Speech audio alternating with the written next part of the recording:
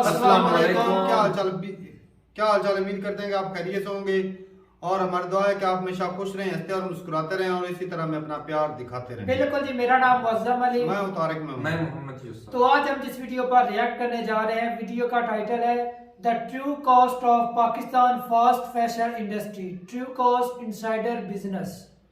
तो भाई साहब, ये फैसलाबाद की वीडियो है, आज ये एक भाई ने भेजी थी हमारे कि शहर की वहाँ पे जो यहाँ पे ना टेक्सटाइल का बड़ा ही काम होता है। तो वीडियो देखते हैं और अपना रिव्यू एंड पर देंगे। कौन हम करते हैं ये 1 2 3 video start. Miles of cotton fabric speed their way through a factory in Pakistan. Old machinery and corrosive chemicals make this work dirty and dangerous. There are hundreds of factories like this in Faisalabad, a fast fashion powerhouse. But there is a heavy price to pay for all this growth. में सबसे जो बड़ा यहाँ का मसला है वो पीने के साफ पानी का है, क्योंकि फैसलाबाद में एक बूंद भी पानी पीने के काबिल नहीं है। That's because toxic wastewater from factories too often ends up contaminating the water that people use in their homes. And it's causing health issues like hepatitis, cholera and skin conditions. जी जिल्द फट जाती है और खारिश इतनी ज़बरदस्त होती है। We went to Faisalabad to see the scale of the problem and get a sense of Pakistan's water crisis. Faisalabad's textile factories produce linen and garments for big-name brands around the world. The export market is worth almost $20 billion a year to Pakistan, and much of it goes to the US. This factory operates on a smaller scale. It's washing and dyeing fabric that will end up being transformed into uniforms for Pakistan's school children. Factory manager Salman Ashraf says many smaller factories like this have shut down recently because of increased costs of fuel and raw materials. हम 80s से ये काम कर रहे हैं, तो हम अपना प्रोडक्शन को मैनेज करके और लेबर को मैनेज करके सर्वाइव करने की कोशिश फिलहाल अभी तक कर रहे हैं। Large quantities of dye, detergent and acid are used to treat the cloth. The chemicals and the exposed machinery make working conditions hazardous, and if the wastewater from factories like this goes untreated, it can pose serious health risks. The city's Water and Sanitation Agency admits that textile factories are a major source of water pollution, and that factories in built-up areas simply don't have the space to properly treat their waste. The manager at this factory told us he does treat his wastewater, but wouldn't allow us to see for ourselves. What we did see was untreated wastewater flowing into an open drain. There are laws in Pakistan prohibiting industrial pollution, but they're not always implemented. Faisalabad is Pakistan's third largest city. Its population has grown by 1 million since 2009, and the fact is water infrastructure has struggled to keep up. Open sewage canals run right past homes in the poorest neighborhoods. Same की वजह से अक्सर बच्चों में बीमारियां, बड़ों में सांस की बीमारियां और अक्सर औक़ात बच्चे जो होते हैं ना वो नाले में गिर जाते हैं, लोगों को नुकसान होता है। Most industrial and domestic waste is simply dumped into the river system. That includes the Ravi River, which is one of the most polluted on the planet. But the problems really begin when sewage, together with chemicals used in agriculture, overflows or leaks through broken pipes and contaminates the groundwater. It's this water that is pumped into people's homes. A 2021 study found that almost 60% of sources of so-called drinking water in Faisalabad were unfit for drinking purposes. On top of that, seasonal flooding can quickly overwhelm the waterways. So once the flooding is there, those drains actually overflowed. So that water, contaminated water, also goes into the resident areas, which is also a disaster in the coming future. These man-made reservoirs are where around 20% of Faisalabad's wastewater ends up. This is called the Chukera site, which is actually the stabilization ponds here. Islands of floating plants act as living filters, drawing out the toxins from the water. These plants' roots have the quality to absorb the heavy metals from the wastewater. But the water that leaves this site is suitable only for irrigation, not for human consumption. International donors do have projects underway to upgrade the city's water treatment plants and waterways, but for now Faisalabad's residents are paying the price. Mohammed Anwar lives in the shadow of one of Faisalabad's many textile factories. 10 years ago, he developed a rash. Doctors told him it was a skin condition called hot tub folliculitis, caused by prolonged exposure to contaminated water. और एक तो नालों तो साबुन ही नहीं उतर, जिस्म चिकना चिकना रहता है. He uses this salty groundwater from the tap for bathing and washing clothes, although he brushes his teeth with it too. Mohammed's skin condition isn't life-threatening, but it is very uncomfortable. यहाँ पर और भी हैं जिनको ज़्यादातर तो मैदे की बीमारी होती है. Across the country, poor water quality is also linked to diseases like typhoid, dysentery and hepatitis. UNICEF estimates that around 50,000 children under the age of 5 die every year in Pakistan from diarrhea caused by poor water quality.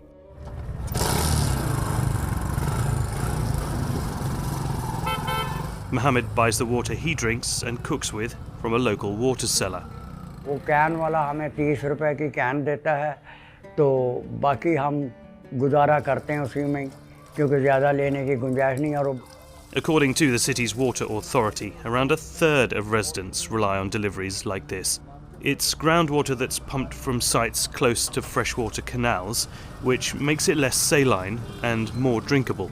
मैं तो गर्मियां ਦੇ ਵਿੱਚ ਲਾਣਾ 6 ਟੈਂਕੀਆਂ 6 ਲਾਤੀਆਂ ਮੇਰੇ ਕੋ hotel ਸੂਸਾ road ਤੇ ਵੀ ਪਾਣਾ ਸਬਜ਼ੀ ਵਾਲੀਆਂ ਤੇ ਮੁxtਲਿਫ ਘਰਾਂ ਦੇ ਵਿੱਚ ਵੀ ਮਕਸਦ ਹੈ ਕਿ It's perhaps no surprise that this water has also been found to have traces of contamination. But more alarming is the fact that 15% of the bottled mineral water consumed in Pakistan is also not fit for purpose. Across town, Masood Textile Mills makes garments for top brands and retailers like Hugo Boss, Calvin Klein and Macy's. This vast complex spins raw cotton into yarn, which is then knitted, dyed, cut and stitched. When we are producing goods, we have to meet all the compliance standards.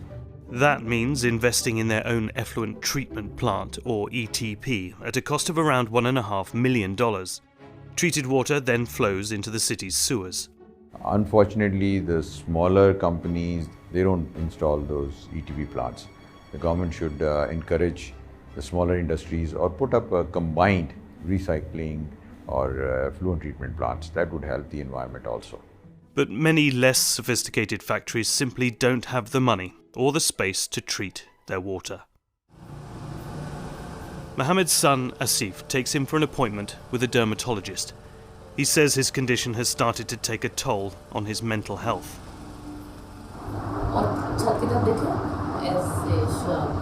Filza Khalid is a consultant dermatologist, and she's seeing more and more patients with conditions caused by water contamination.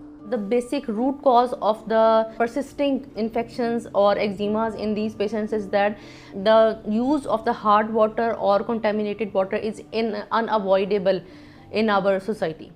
Mohammed is prescribed barrier creams to protect his skin. But while he continues to expose himself to the same water supplies, his condition is unlikely to go away. He is living in the same environment which initiated his condition.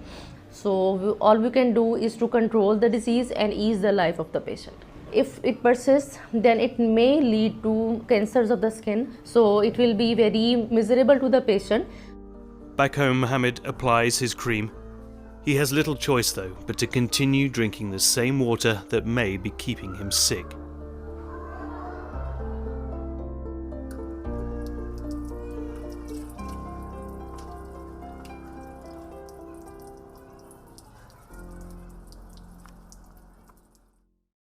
खत्म हो गया और आज फैसलाबाद की हालत भी देखी है भाई, हमने तो पहले भी देखी हुई थी। हमारा तो अपना प्यारा शहर है, हमारा अपना शहर है।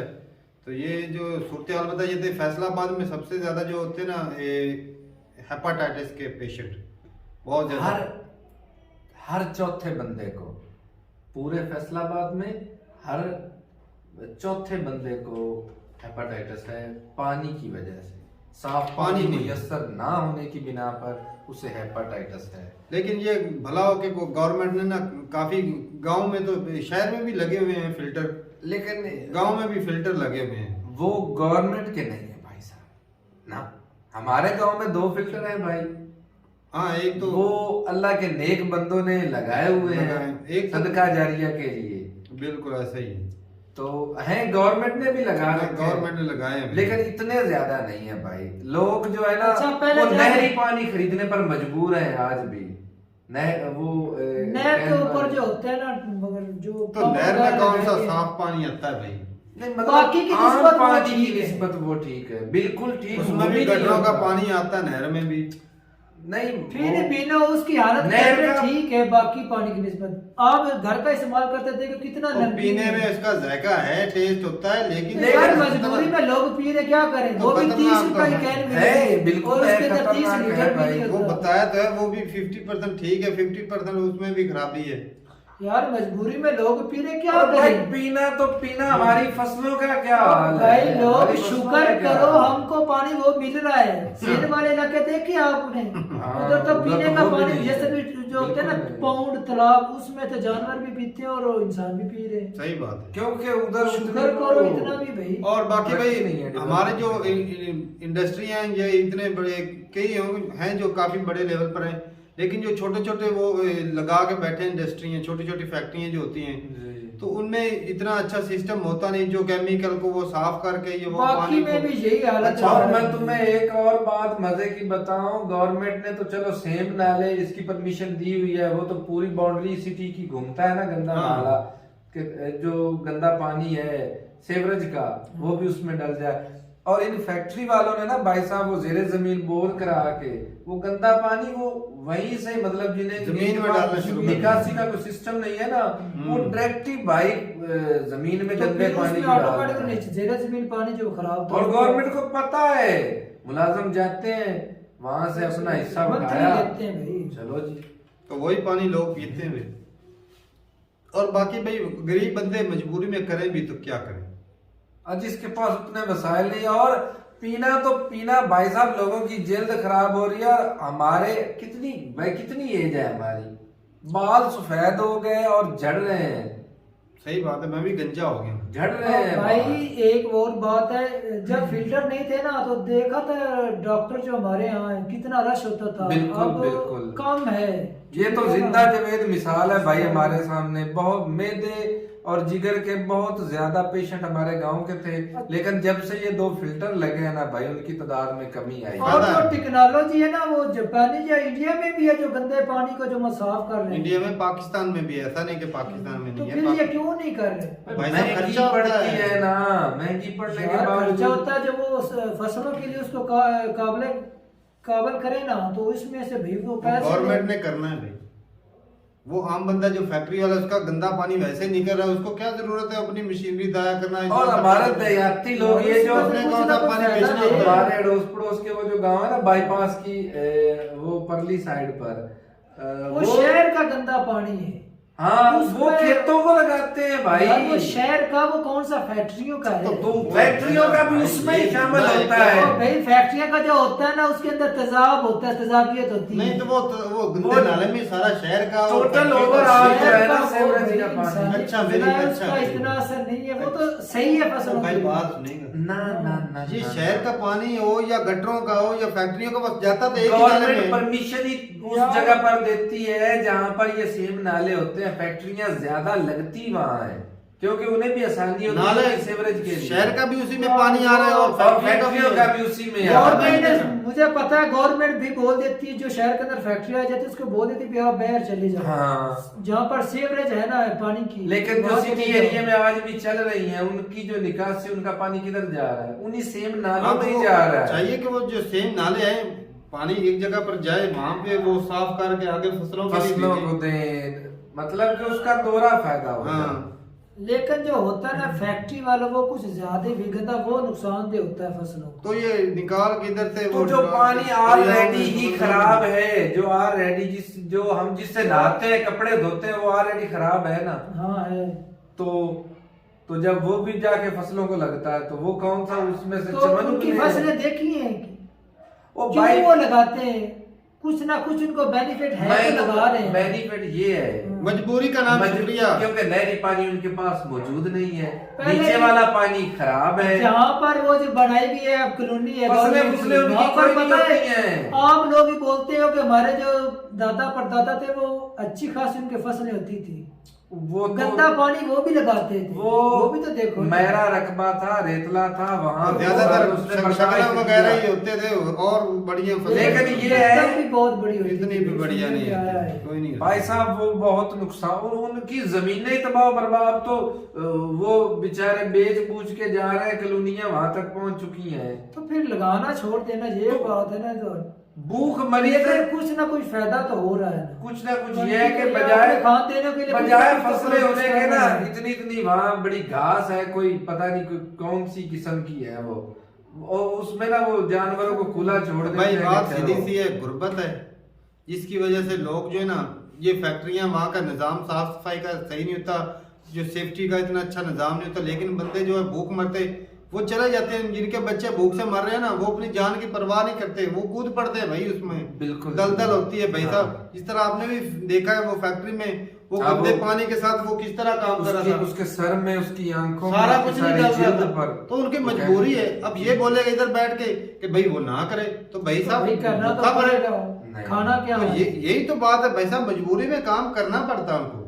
और जो शहर का जो एक नाला दिया हुआ है, उसमें फैक्ट्री का भी पानी जाता है और जो ये घरों का सारा पानी उधर ही जाता है। बिल्कुल। तो गवर्नमेंट ये बात कहता है तो वो फैक्ट्रियों वाले साफ क्यों नहीं करते? भाई फैक्ट्रियों वाले साफ करें तो वो उनको कोई फायदा तो है नहीं, वो कौन सा साफ करके पानी बेचेंगे? प्रोजेक्ट ला दे गवर्नमेंट, तो लाने तो गवर्नमेंट नहीं है। तो वही तो बात कर रहा हूँ भाई साहब कि गवर्नमेंट जो है वो सेम का जो पानी निकलता है, जिस तरह नहरी पानी का टैक्स लेती है गवर्नमेंट, उसका भी ले, साफ करके वो नहरों में दे पानी, वो उससे फसलों भी खराब होती है।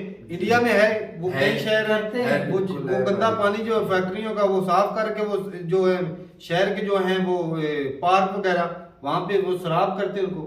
सही। तो भाई साहब ये कचरे से वो बिजली बना रहे हैं, तेल बना रहे हैं, सारा कुछ बना रहे हैं, सब कुछ होता है, लेकिन गवर्नमेंट कुछ करे तो सही। ये जो पैसा इधर से आता है ये खा पी जाते हैं, हर बंदा दाव पे लगा है। ये फैक्ट्रियां वाले हैं या जो शहर चले जाए ना, ये शहर चले जाए तो जो दुकानें वाले हैं भाई इतने घटिया लोग हैं ना, क्या कि अपना इतना एरिया, छोटा सा एरिया होता है, वहां पे थोड़ा सा साफ सफाई नहीं कर सकते। क्या करना, इधर से सफाई करनी, अगले की तरफ फेंक देनी, सड़क के ऊपर फेंक देते हैं, मेन रोड पर, मेन रोड पर दोबारा घटिया है भाई, बंदा करे तो क्या करे? तो ऐसे लोगों के लिए फिर हुकूमत भी तो ऐसी ही होगी। ऐसी ही भाई। और हुकूमत ने, नवाज शरीफ की हुकूमत ने भाई साहब, उसने ना नवाज शरीफ ने शहर में लगवाए थे वो डब्बे से, जिसमें ना कचरा दान, जहाँ पर लोग जो है ना डस्टबिन जो है, जहाँ पर लोग कचरा फेंक सकते हैं, सड़कों पे बाहर जगह जगह ना भेजें। तो फिर भी जनाब वो इतना भी बंदे नहीं करते थे आसरा के बंदा ना उठा के उसमें डाल दे, उधर चले जाए। कहते हैं भाई क्या हमारे शहर देख ले, सड़क के ऊपर कितना गंद पड़ा, कितनी मरतबा गवर्नमेंट उठवाया, फिर भी लोग वही फेंक कर चले जाते हैं।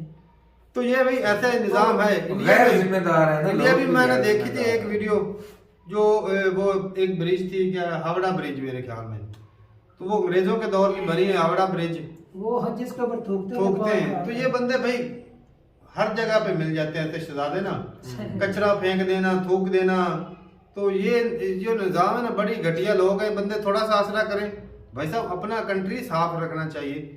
अब ये बंदे अपने जहाँ पर कमाई करते हैं, दुकान है, वहाँ की सफाई आसपास नहीं कर सकते, नहीं कर तो दूसरी जगह। अच्छा मजे की बात बताओ, मेरा कजन है जो ऑस्ट्रेलिया जर्मनी होता है, वो ना सिगरेट पीता है, उसने वो बूढ़ा फेंक दिया था सिगरेट का, और उसकी बिना पर उसे बोला कि या फाइन पे कर दे, या आप कुछ दिनों के लिए, हफ्ते या 10 दिनों के लिए आप फलां जगह पर पब्लिक प्लेस के ऊपर आप जाकर सफाई करेंगे। उसने वो सफाई करना लाजमी समझा बजाय पैसा देने के, उसको सबक सिखाया गया। सही बात है। हाँ तो डेवलप बन जाते हैं, जहाँ पे रूल्स बनते हैं लेकिन फॉलो को नहीं करता, वो सिफारिश करवा देते हैं इधर फोन करके, भाई बड़े बड़े नहीं फॉलो कर रहे। वही तो बात है, वही भाई किसी ने तो शुरुआत करनी है। चलो मतलब के कुल मिला के भाई फैसलाबाद जो है ना, पानी नहीं ठीक, पानी और आबो हवा, धुआं फैक्ट्रियों का कहा जाता है, लाखों की तादाद में तो हमारे इस शहर में भट्ठे लगे हुए हैं जो ईंटें पका रहे हैं। सही बात है, इतनी फैक्ट्रियां हैं, उनका धुआं एग्रीकल्चर तो बिल्कुल ही ये ना नारों में इंडस्ट्रियल के बराबर है फैसलाबाद में। हमारे नज़दीक ना काफ़ी फैक्ट्रियां हैं जो बड़ी बड़ी टेक्सटाइल मिल्स हैं, तो वहाँ पे हमारे गांव के लोग भी काम करने जाते हैं भाई। लेकिन ये है कि भाई रोजगार बहुत है। हाँ, रोजगार हमारे शहर में रोजगार के बहुत ज्यादा मौके हाँ, हैं। पूरे पाकिस्तान से इधर आते हैं काम हाँ, करने। तो ये है कि पाकिस्तान का चमका हुआ 20 शहर बिलियन है। इधर से ही कमाते हो ना, जी। जो एक्सपोर्ट करते अब तो हो। बंद है, अब कौन वो सी भी काम अभी कर रहे हैं? इतना तेल महंगा हो गया है कि ना बिजली मिल रही ना तेल मिल रहा है। तो ठीक है भाई साहब, अपनी राय जरूर बताइए कमेंट सेक्शन में कि इंडिया में भी इस तरह के अभी भी जो जुगाड़ वाली फैक्ट्रियां हैं, ऐसे ही काम होता है या फिर नहीं, जरूर बताइए कमेंट सेक्शन में। मिलते हैं वीडियो के साथ, तब तक के लिए इजाजत दें। अल्लाह हाफिज़।